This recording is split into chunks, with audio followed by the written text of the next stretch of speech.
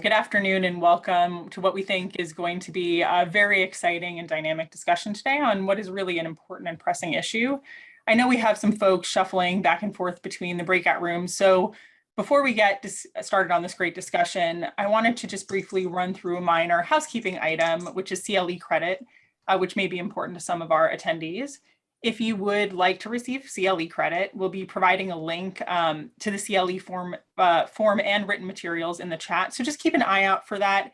You're going to have to download the form, and at the end of the discussion, we'll share a 5-digit verification code.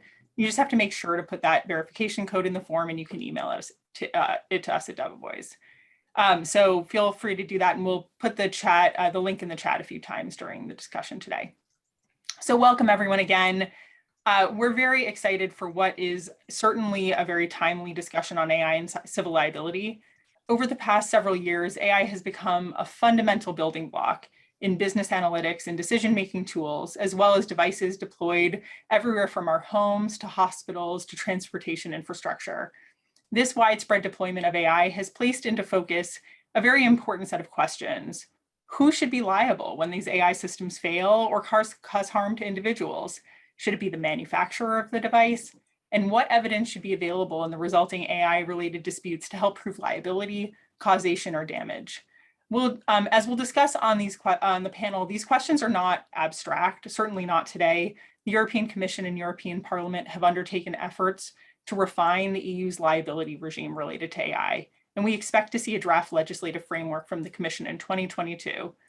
AI litigation has also made its way into the courts, both in the US and globally. For the purpose of our discussion today, we'll generally be discussing two types of cases dealing with AI that have caused harm to consumers or users. The first set are cases focused on harms caused by AI-based hardware, devices, or physical systems. These types of cases are often, though not exclusively, raised through product liability claims, although we're starting to see claims focused on fraud or even derivative suits related to failures of AI products. The second are cases focused on allocation of resources by AI systems, including with respect to important decisions like public benefits, job prospects, or housing resources. These challenges often arise, at least in the US right now, through due process discrimination or other consumer protection claims. With that, it's my pleasure to introduce our esteemed panelists for today's discussion, each of whom is an expert in the intersection of artificial intelligence and liability issues. The first is Dirk Staudenmeier, who's the head of contract unit for the contract law at DG Justice of the European Commission. Dirk is responsible for EU substantive private law at the European Commission, and his unit works on the adaptation of the EU private law framework to the needs of the digital economy. He's also an honorary professor and teaching in Münster in Germany and in Paris. The Honorable Catherine Forrest is a former US District Judge for the Southern District of New York, and the former Deputy Assistant Attorney General in the Antitrust Division of the US Department of Justice. Her litigation practice as a partner at Cravath has significant focus on high-tech issues, including related to AI, the digital environment, and big data. Judge Forrest is the author of When Machines Can Be Judge, Jury, and Executioner, Justice in the Age of Artificial Intelligence, and a forthcoming book, Ethical Systems and the Metaverse. Ina Ebert is an expert on liability insurance law and emerging legal risks at Munich Re and a professor of law at Kiel University. Marco Bona is a personal injury lawyer based in Italy who specializes in product liability and mass tort litigation, including air disasters and shipwrecks. Marco has written over 300 publications, completed his PhD in comparative law at Trento University, and is a former professor at Bocconi University. Marco is also a member of the Pan-European Organization of Personal Injury Lawyers and the American Association for Justice. Finally, Jim Pastore is a partner at Devovoice and Plimpton's Data Strategy and Security and Commercial Litigation Groups. Jim's practice focuses on technology-based litigation. Jim previously served as a federal prosecutor in the Southern District of New York, where he focused on prosecuting cyber crimes and other complex frauds. So Dirk, I wanted to kick off today's discussion by situating ourselves in the context of the important conversations that are happening today in the EU around AI and liability.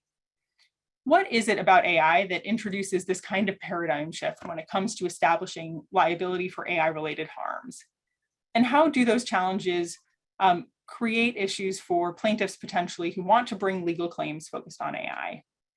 To what extent are policymakers also attempting to address these issues through proposed changes to product liability regimes or through other laws? Thank you very much for passing me the floor. And thanks a lot to the organizers of this highly challenging and interesting conferences for having this panel on AI liability. After having listened to your question, I feel a bit like the young Jewish boy at the first Seder's Passover, who has to ask the most important question of the evening. What is so special about this evening? So I asked, what is so special about AI? And if I may, I can give you the answer in 2 words: autonomy and opacity. Autonomy means that the algorithm decides on its own. And for more developed forms of AI, in a way which is unpredictable for humans.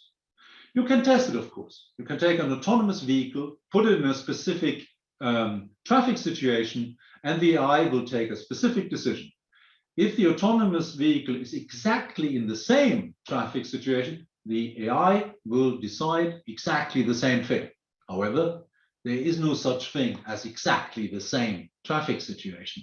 So therefore, if one aspect will be different weather conditions, state of the streets, speed, other participants, the AI may decide something completely else depending on the different data available. And this cannot be foreseen. And that's the main point. The other word which I used was opacity. So for more developed forms of AI, like machine learning, experts can explain how data input leads to data output. But what they most often cannot explain is how a specific data input leads to a specific data output and then to a damage. And taking these 2 phenomena together leads us precisely to the challenges which you mentioned and what you referred to as paradigm shift, to the application of liability rules to AI-caused damage. And that is about the burden of proof for a victim. Because normally in the US and in Europe, if you have a claim for damages, you need to prove fault, or for product liability defect, and you need to prove causality between the fault and the damage. And that, because of the autonomy and the opacity, is extremely difficult for victims. Now, you ask also, how are policymakers attempting to address this? Well, how is the Commission, the European Commission, responding? You mentioned already we have a public consultation running, which still runs until January. And I would like to encourage everybody who is joining here to participate in this public consultation. And that public consultation looks at AI liability in a holistic way. It looks at all pillars of AI liability. So it could be product liability, it could be fault-based liability, and it could be different strict liability schemes in the member states. And it checks whether and to what extent targeted adaptations are really necessary. I'm very, very much looking forward to the results of this public consultation to inform the policy choices to be made. And I'll stop here. Thank you very much. Thanks very much, Dirk. I want to invite the rest of our panel, and perhaps Marco would like to chime in on this, or others, as to the type of discussions that are happening in Europe right now around the kinds of elements that should be present in that proposal. Marco, you're a member of POPIL, which is a major European personal injury lawyers association. Have you been involved in the comment period on this, and what are some of the main focal areas for your comments? Thank you very much, Anna. The issue is extremely complex. What we are debating here in Europe is essentially which is the regime of liability, which is the best option for addressing damages caused by artificial intelligence systems. And we are focusing basically on 2 scenarios. The first one is reviewing the product liability directive that we have. And so there we are talking about the liability of producer and the regime which is contemplated by the present directive, which is sometimes called a strict liability regime. I don't think it cannot be qualified as such, but for sure there is a reversal of the burden of proof system, which should be reviewed in the light of the two features that has been described by Dirk, and so for sure it is not extremely fit for addressing artificial intelligence. The second scenario is the scenario of the liability of the operators, where there is a proposal by the European Parliament, and this proposal is basically aiming at introducing a system of strict liability. Then again, we can discuss and debate about whether we can call it a strict liability regime or not, because there are elements of fault which still exist in this proposal.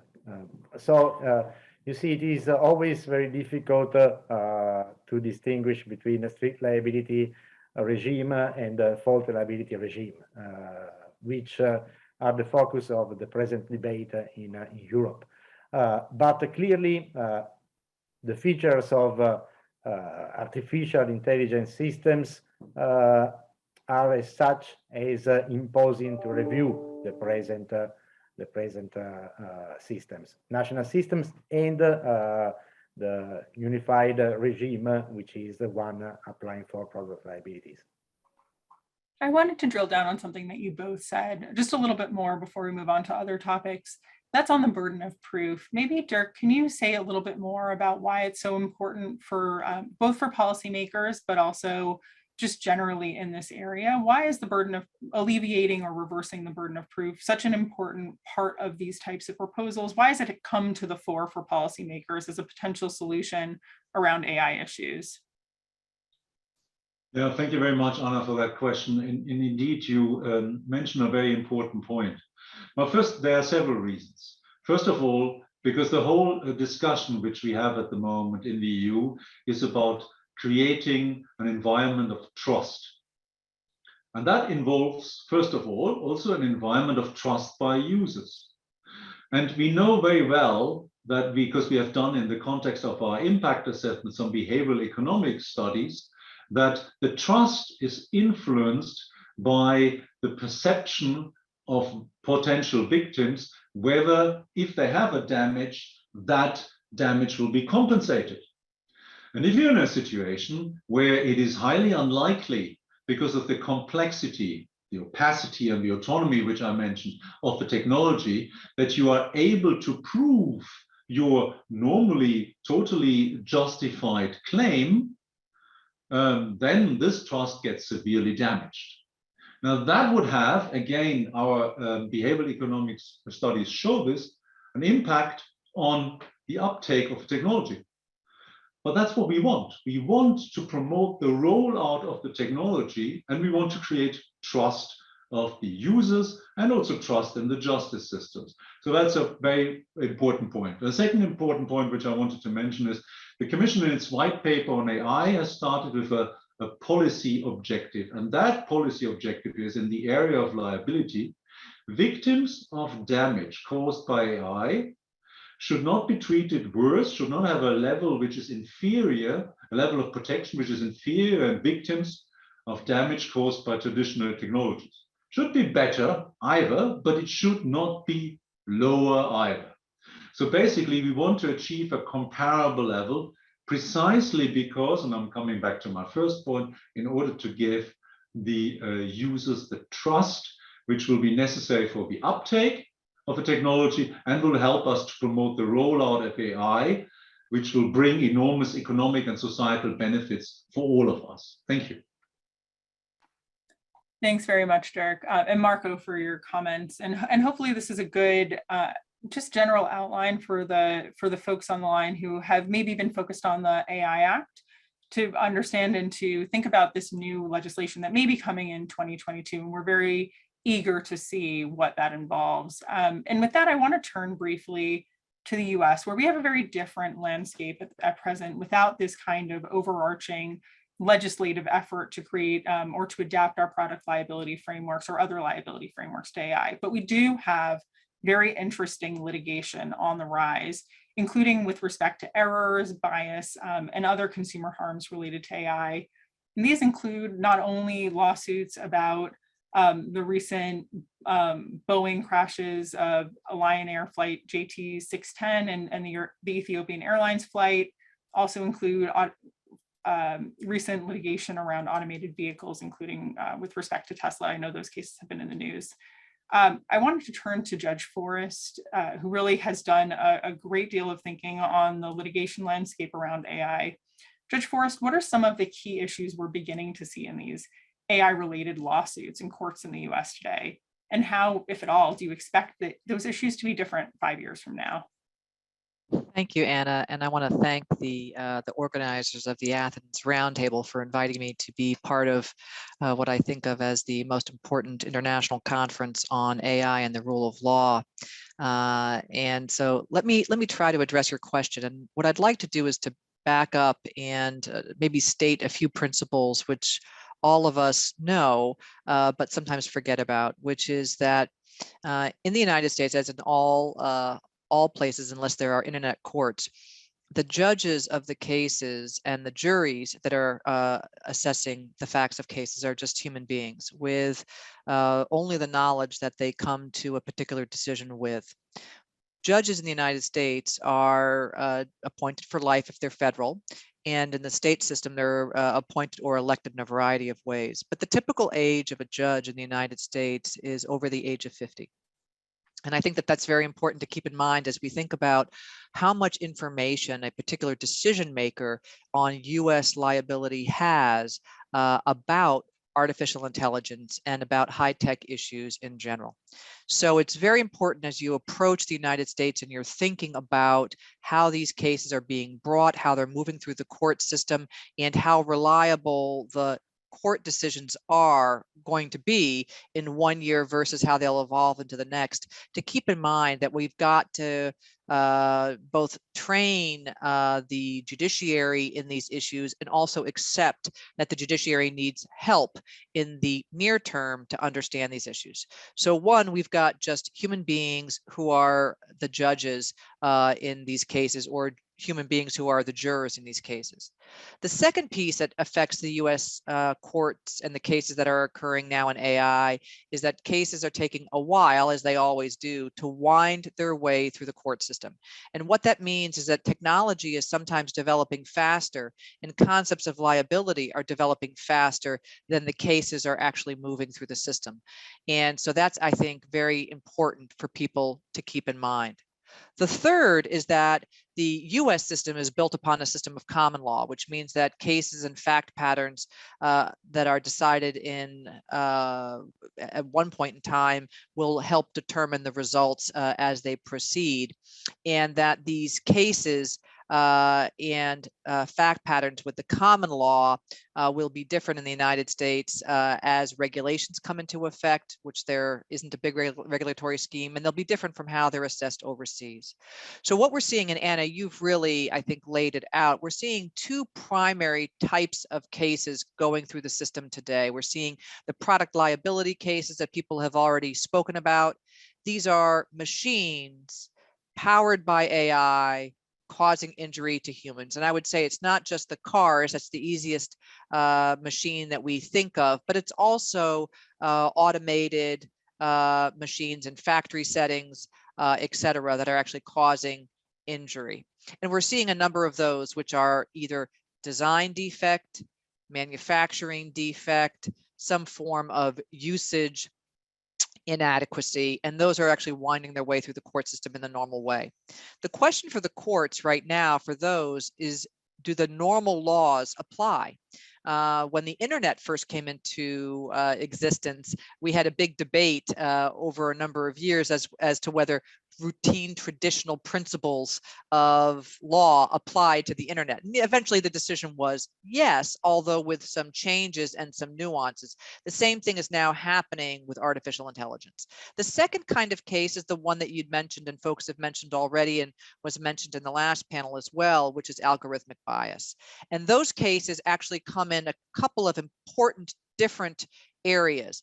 One is with civil liberties. A whole host of civil liberties issues are arising. Then there are cases for the United States employment discrimination area, and then another whole series of cases in the financial services area and also in the educational area.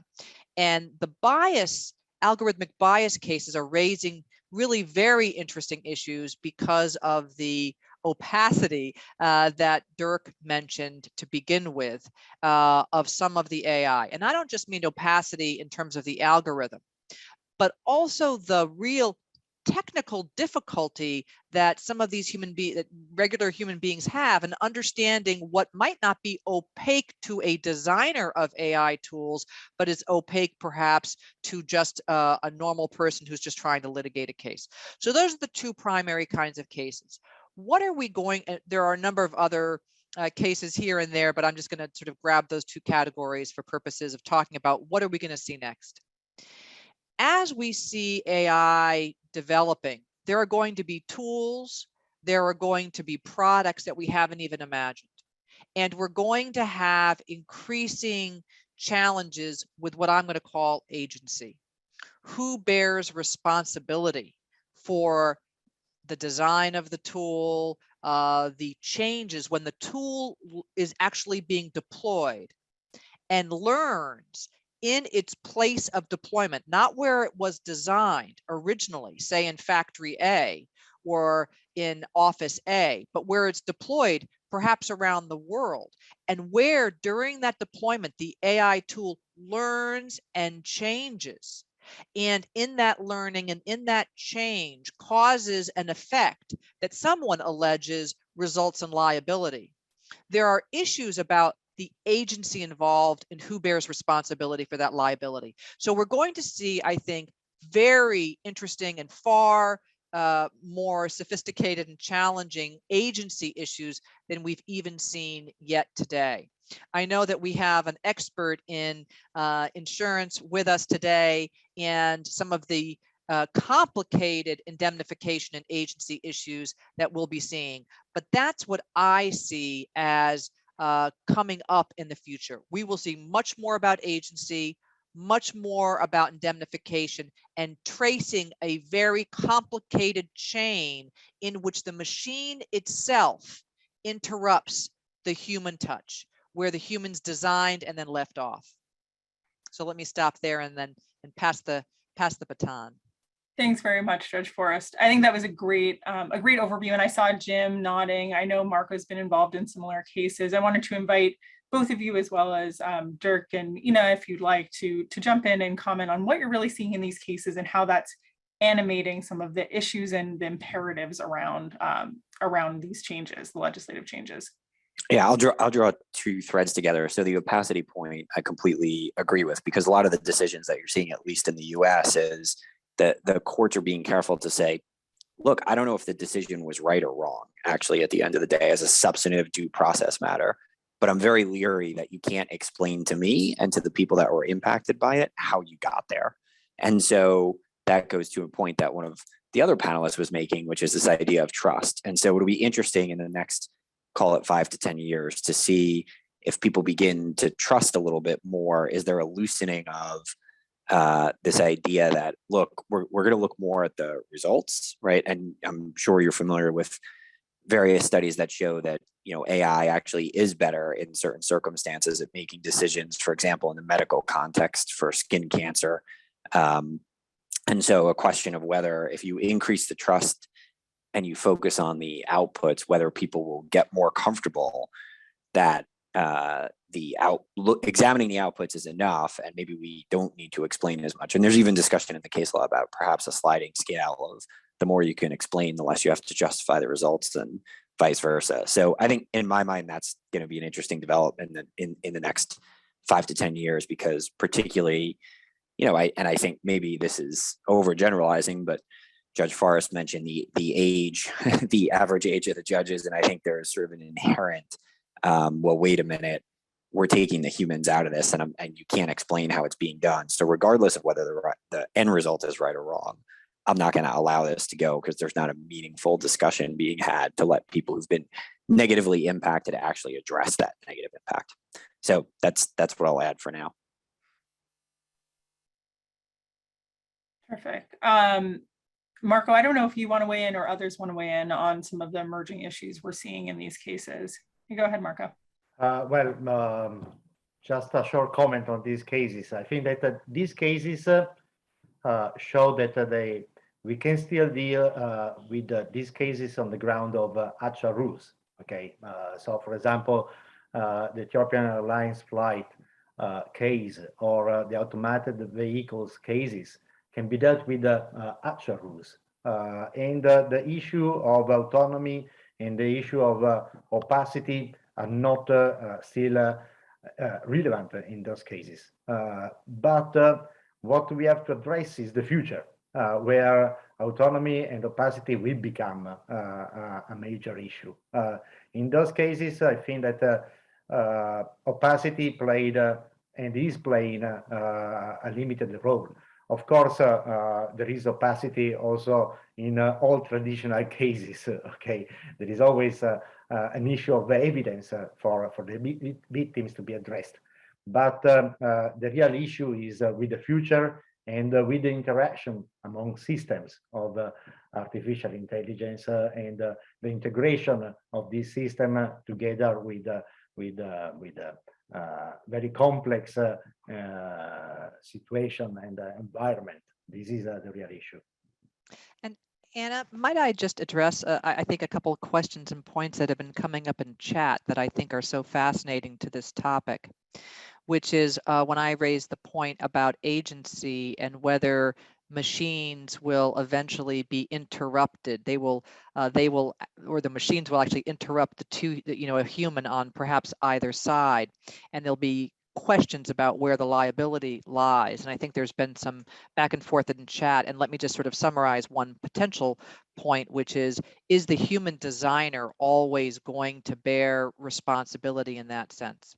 And what I would say is I think that it's very important right now as we look at the kinds of algorithms that are developing and the kinds of learning that are developing to bear in mind that there's a possibility that the AI tools are going to start to be able to change the way they learn. They're going to be able to inherently redesign themselves through various kinds of machine learning, through neural networks, and through some kinds of recursive learning.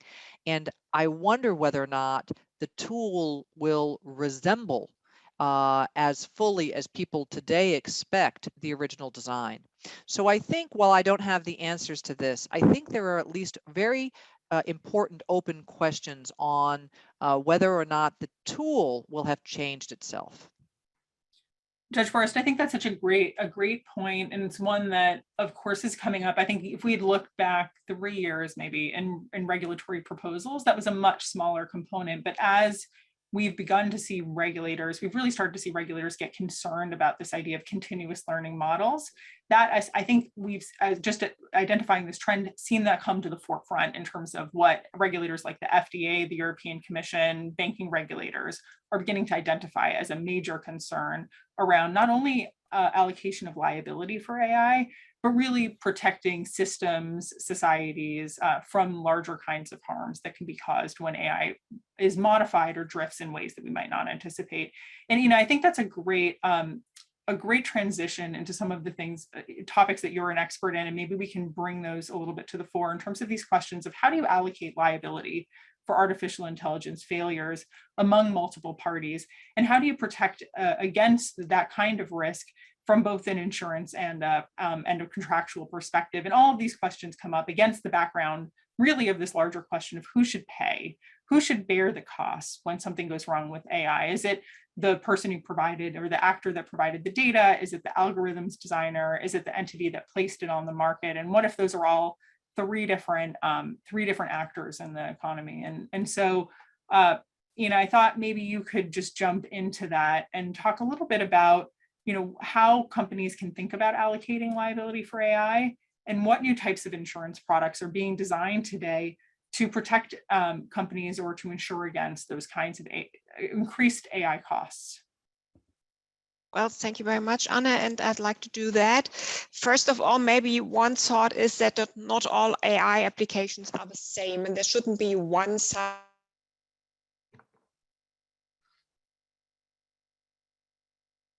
Aye. I think we may have lost Ina. Ina, I think if you can hear us, why don't we come back AI to application might rise. But having said that, of course, when it comes to contractual allocation of liability, the first point is that not always is there a contractual relationship between the user of AI or the developer of AI and the person that might be harmed. So there might be issues there. Then, of course, if there's no contractual relationship, you cannot allocate harm there. In those cases, like for instance, autonomous vehicles, it might be an issue that you might need some kind of law or other regulation that does allocate liability in that context. On the other hand, there might be legal limits.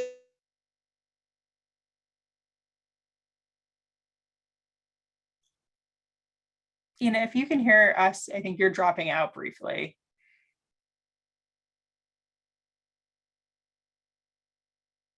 Of liability do not always work out the way they were expected to see. If you think, for instance, of Deepwater Horizon, this is quite difficult, and sometimes usually gross negligence is not covered by those agreements, and then the question is only shifted to the question, was this gross negligent or not? And then as if when it comes to the allocation of costs, I think it should be, and for the sake of the consumer or for the sake of whoever might be harmed, there should be simple solution. It shouldn't be too complicated. We've heard about all the complications, about the many persons that are involved in AI applications. There should be straightforward solutions for who should be liable. And who that would be depends, of course, on the kind of AI application, but it should be clear that whoever is harmed should get the money quick. And that brings in the role of the insurer, because definitely the fact that it is ensured that there is compensation for any losses that might be occurred, I think will contribute to the trust people have in AI applications. So that is an important aspect. And when it comes to insurance, there are some traditional or more or less traditional liability insurance coverages that might help in those scenarios. Like for instance, when you have autonomous vehicles, you have motor insurance, obviously, or you have cyber insurance or product liability insurance, but that doesn't always work out the way it should. It doesn't cover all needs in connection with AI applications. So there is a need for new products, and those are currently developed by many insurers. Just let me give you two examples of what kind of coverages that could be. One, for instance, is that insurers do have a long-standing experience with assessing risks and implementing risk mitigation measures. So it is natural for them to be involved, for instance, some kind of certification processes. We've heard several times today how important this will be, and that 2022 should be the year of certification processes. So that's something that insurers could be involved in and could be helpful for. The other special insurance or new insurance product is something for AI developers, for instance, to ensure a certain performance of their AI application. We've heard the black box problems that you cannot always prove why something comes out in a certain way. If you have a certain algorithm in the beginning, you know what algorithm you have, you know the output. Dirk mentioned that earlier, but it's difficult to prove how you got from A to B, or at least it's very not very cost efficient to do so in many cases. So performance guarantee insurance like AI Sure, for instance, can help out there, because they can cover any losses that might be occurred because the AI application did not what it was supposed to do. Whatever that was, could be all kinds of things, but those are tailor-made solutions for non-performance or for underperformance. There will be some performance, hopefully, but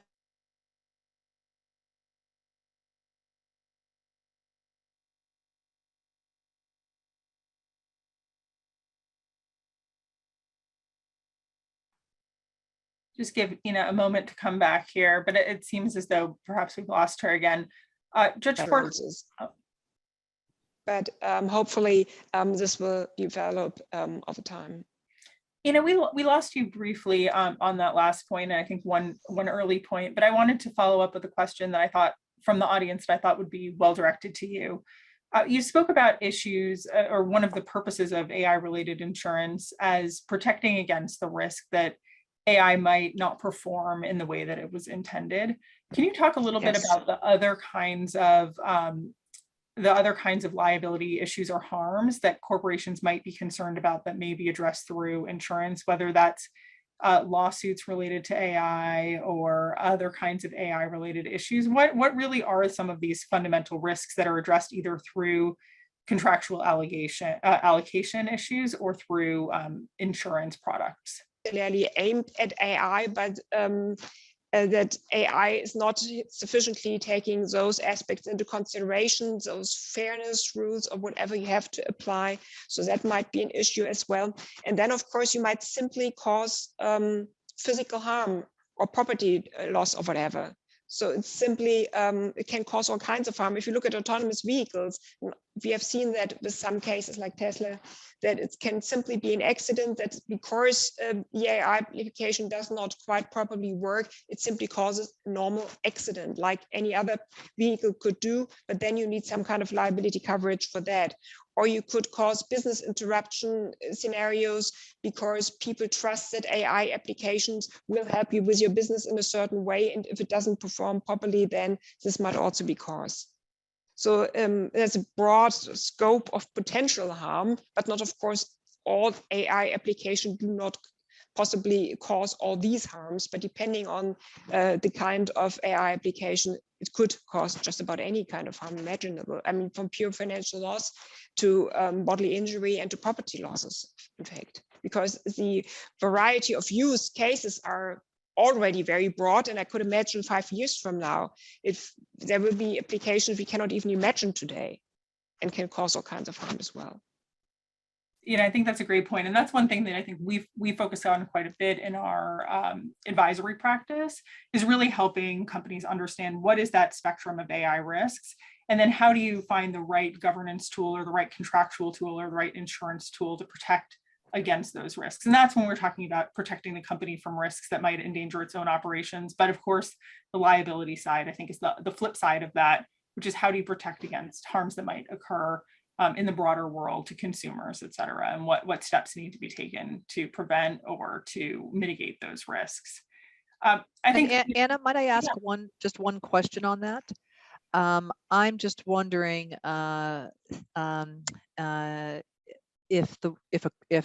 Professor, if you think that what constitutes an occurrence under insurance principles will become very complicated, because an occurrence might be within the design, or the occurrence might actually be only with the output and the effect.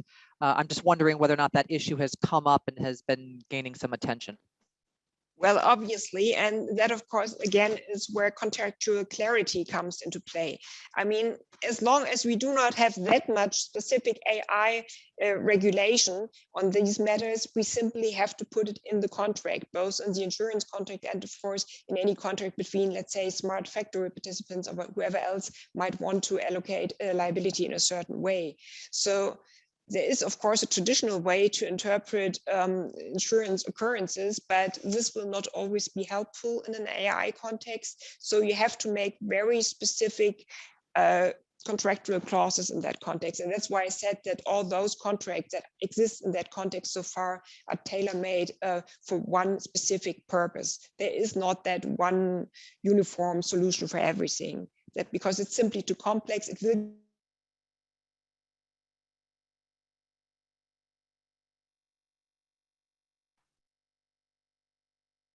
just give Ina a moment to come back.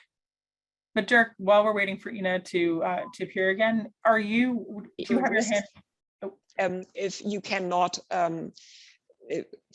evaluate what kind of legal risks are involved in different jurisdictions, because usually AI applications do not only apply in one jurisdiction. Dirk, I just wanted to follow up. Thank you, Ina. We missed the final bit of your answer, but I think it was very helpful. But I wanted to follow up just by broadening the conversation back out. To what extent, Dirk, and perhaps you can speak to this, are the allocations of cost and liability an important consideration for policymakers when it comes to the liability regime related to AI? They're extremely important. They're extremely important from a macroeconomic point of view. The question who pays at the end is a justice question and a macroeconomic question. And the other point is, if we want to promote the rollout of AI, we have to keep the market entry barriers low. I mean, and insurance is key for both.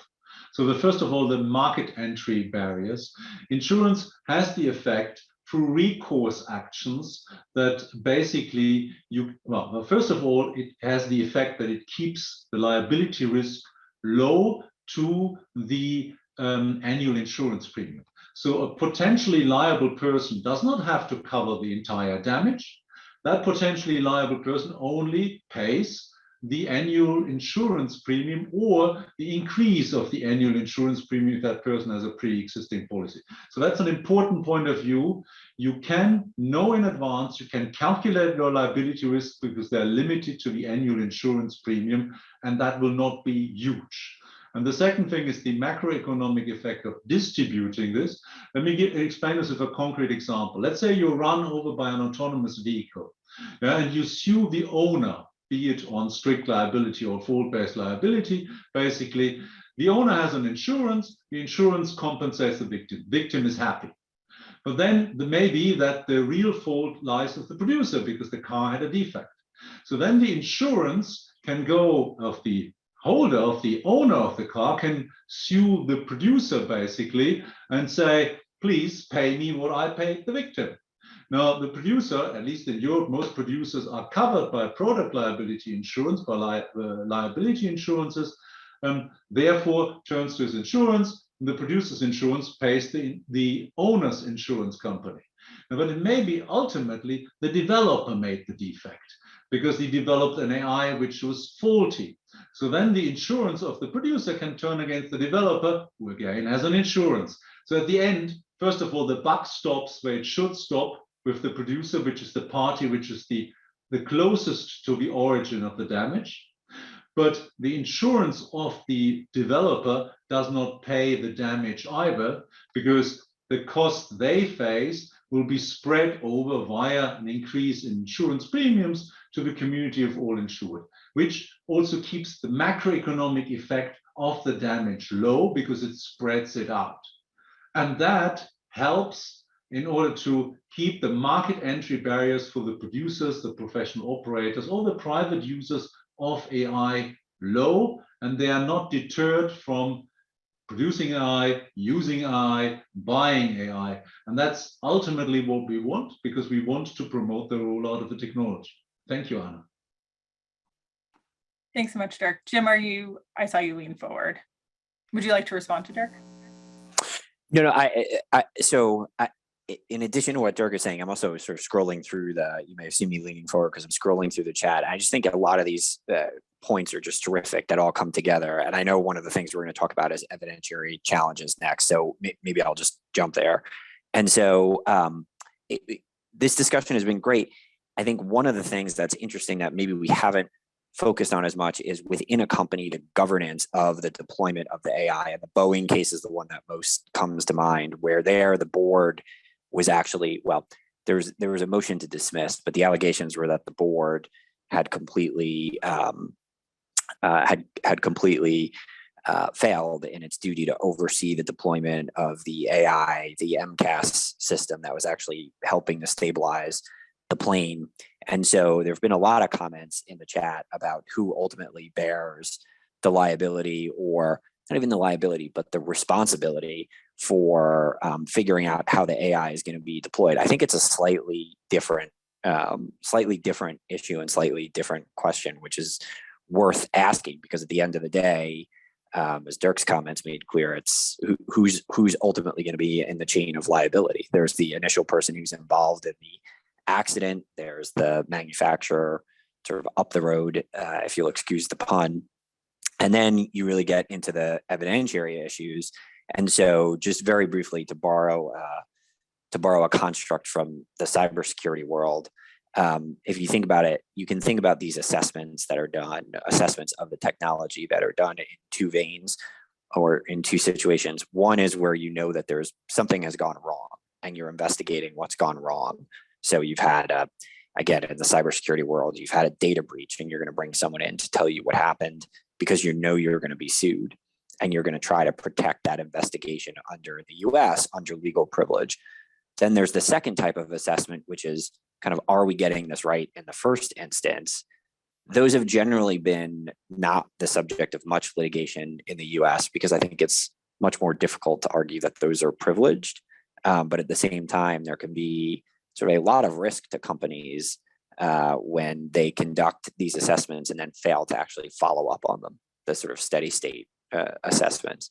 And so how does that all play into AI? I think you might see a divergence when you know that something has gone wrong, right? And whether or not the investigations there are going to be privileged and you can actually protect that versus the situations where there's going to be the assessments, because I think there's a huge push, and I think there needs to be a huge push to get those steady state assessments out into the public. New York City just passed a law where I see you nodding, some of you may know this, where they're actually going to require not only that you conduct a bias assessment of any AI sort of writ large tool that you're using in connection with hiring, but that you actually publish the results of that audit. And so that's going to be interesting to me because I think it does play into all of these issues that we've been discussing, because you're going to be putting out there a bit more about how the algorithm works. You're going to be sort of required to do it.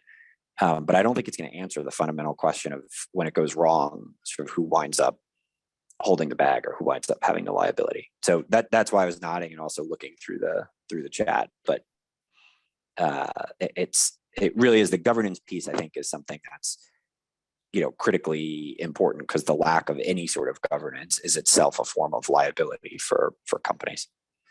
I completely agree with that, and just want to jump in, Jim, because I think when we were looking originally at the Draft AI Act, when it came out back in April, one of the things that came to the fore for us, or we found most interesting about that and most different about that from what we had seen previously, is this idea of a mandatory reporting of AI incidents to the appropriate regulators, which is obviously a concept borrowed from cybersecurity in terms of creating an oversight structure, a mandatory reporting structure that allows these kinds of harms or these incidents or mistakes within the AI, the ways in which it might act unintentionally or are not as designed, an actual reporting mechanism to get that to regulators so they have that information. And I think it gets this kind of the loop that we see between addressing AI liability and then preventing AI issues is one that I wanted to just open up to the panel, because I've seen a lot of comments on that in the chat, which is really, does addressing kind of post hoc liability either through contractual allocations or insurance or regulation or litigation around AI harms, what does that do to prevent AI failures in the first place? I just think that's an important threshold question for many of the folks in the audience who may be thinking, well, that's great that someone's going to pay for it, but what about preventing the harms? Maybe I can turn that to Marco, just from a personal injury perspective, on the role that these kinds of resolutions play in perhaps shaping behavior in the first place. Thank you, Anna.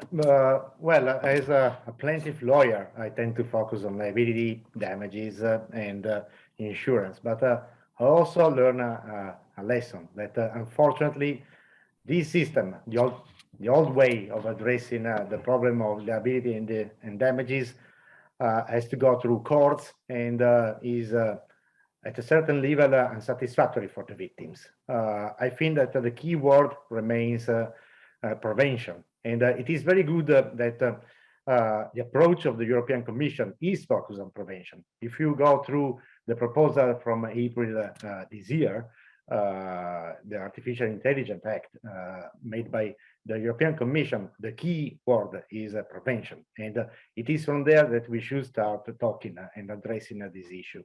And coming to this issue of prevention, I think that what we've been developing in these years about the protection of human rights is strictly connected what we should develop in relation to artificial intelligence systems. So my answer is that, of course, companies should protect themselves against security crimes. That is really something they have to invest in. But then, of course, it is a key factor, the adoption of measures that enable the prevention of damages caused by artificial intelligence. And so, well, what I'm thinking is for sure also a sort of a human rights due diligence. This is the approach that should be followed. Human rights are going to be extremely affected by artificial intelligence systems. And so I think that there is an interaction between what we are going to develop, what the European Commission, the European Parliament are working on in terms of prevention, and what we already know about the due diligence in relation to human rights and so social auditing. The risk is, on the other hand, to develop a system of certification and certificates that then are going to raise issue of liabilities. What we are focusing now in many cases of human rights breaches is false certificates. So certificates that raise issue of liability. Okay, so I would like to mention a case of a fire in a factory in Pakistan, where the factory was certified just 1 month before the fire took place, and there were 2,500 workers who died in the factory. Okay, so also the issue of liability for certificates is a key element in this area. Thanks so much, Marco. And I see hands from both Judge Forrest and Dirk. If those are intentional, I would love to have you both jump in. My comment is just very brief, which is that I think obviously preventive measures is something that we all think should take priority, but the role of litigation, the role of lawsuits is to provide, I think, economic incentives. And the economic incentives to create responsible tools and products that minimize harm. So the role of litigation is incentives. That should be the proper role in my view. Great, thanks, Judge Forrest. Thank you very much. Basically, I wanted to comment on this preventing harm. I think these are two sides of the same coin. First of all, it is very important to make sure that there are no products or services on the market which harm, and that is the role of the AI Act. But safety is a concept. You know, there is no such thing as absolute safety. Safety is a concept of accepted risk, and there will always be accidents. And for those accidents, we need an adapted liability framework. There will be less accidents. We fundamentally believe that AI will be safer, but there will still be accidents. And then we need to make sure that the victims of those accidents can have the compensation they deserve. And then I wanted to echo what Judge Forrest said. Indeed, liability law has a second function, not only remedying harm, so the justice element, but also the preventive element, that is the incentive to prevent harm. So basically, if you know that you're facing a liability challenge afterwards, you will do your utmost to prevent an accident happening. So basically here, liability adds to the preventive measure, to the effect of the preventive measure, and they support each other mutually. Thank you. Thanks so much, Dirk. And before we go on, I just want to give the CLE code to the folks in the audience. It's 21422, and I'll also put that in the chat momentarily. We just have a few minutes left, and I know that we wanted to talk about what corporations should be thinking about. We have plenty of policymakers, judges in the audience, and from a corporate perspective, just turning to that briefly, for companies that are beginning to invest in AI compliance mechanisms, governance frameworks, what are some steps, really concrete steps that they could be taking today to prepare for these kinds of AI liability disputes or other AI litigation that might be on the horizon. I'd like to just have everyone go around.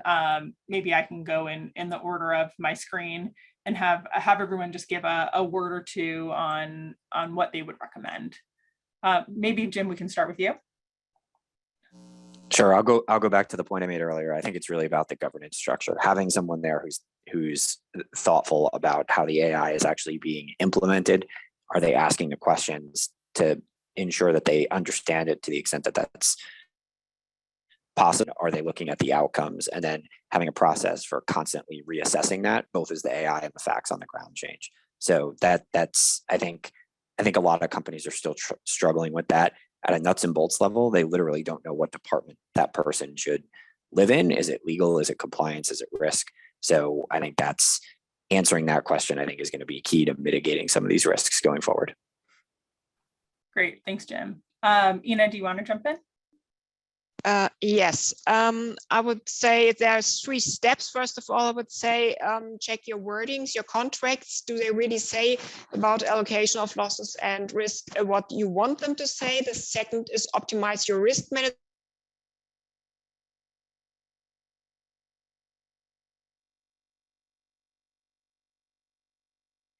I think we may have lost Ina again. Marco, would you like to step in, and then we can just give it back to Ina when she returns? Ina, we lost you. Maybe you can did you lose me? We heard your first point, but not your second. Okay, well, my second point was optimize your risk management, your product monitoring, and your risk mitigation measures. And the third point would be get coverage for the losses you don't want to bear yourself. Terrific. Thanks so much, Ina. Marco, why don't we turn over to you now? Of course, I fully agree with Dirk and Catherine that tort law has a great role to play. And so it is, of course, a tool to incentivize positive behaviors and so to incentivize also prevention. What I can tell you is that from my experience, unfortunately, the results from the courts come after several years of litigation. And so not always tort law is the most efficient way to promote prevention. This is my first comment. The second comment is that we have to ask ourselves whether insurance coverage is a way to incentivize prevention.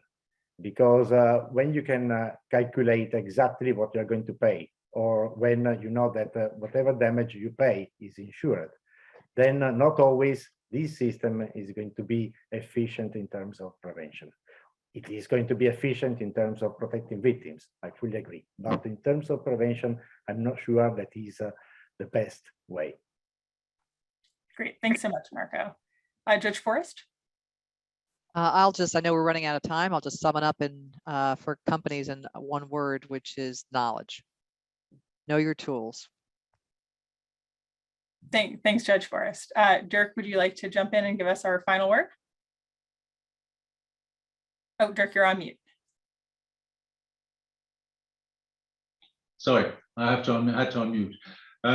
Yeah, from my side, the conclusion is also very easy. I mean, to support the aim to have a single set of legally certain adapted rules in the EU so that companies can insure themselves in order to reduce the liabilities to the cost of the annual insurance premium. And for that, please participate in the public consultation of the European Commission. Thank you very much. Thanks, Dirk. And I'll just add one final point, which is think about what you would do if things go wrong. It's easy to assume that AI will act the way it's supposed to act or the way your engineers think it will act, but prepare for the worst, and particularly when you're deploying AI in high-risk areas, or particularly in business critical areas where a business disruption would be very difficult for the company to handle. Create those guardrails and think about your risk mitigation plan now. So with that, thank you to our amazing panelists. This was a fantastic discussion, and I think one that is worth continuing in the year to come as we begin to see those liability proposals.